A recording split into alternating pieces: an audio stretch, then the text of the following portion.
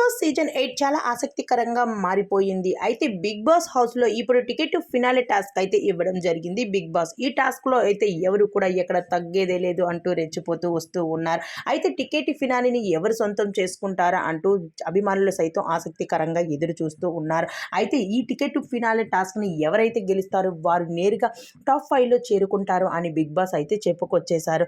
అయితే దీనికోసం అందరూ కూడా చాలా ప్రయత్నిస్తూ వస్తూ ఉన్నారు. హౌస్‌లో ఉన్నంత వరకు ఎంట్రీ ఇచ్చినప్పటి నుంచి వీళ్ళలో బంధుత్వం అనేది ఏర్పడిపోయింది.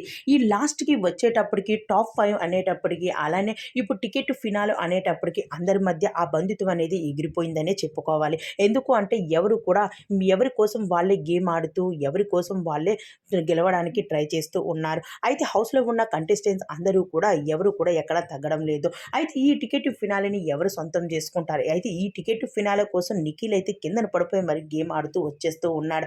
మరి ఈ టికెట్ ఫినాలేని తనే గెలుచుకున్నాడని అలానే విజయం సాధించినట్టు మనకైతే ఈ ప్రోమోలో కనిపిస్తూ ఉంది. మరి ఈ ప్రోమో ఏంటి అన్నది అలానే బిగ్ బాస్ ఇచ్చిన టాస్క్ ఏంటి అన్నది నెక్స్ట్ వీడియోలో చూసేస్తాం.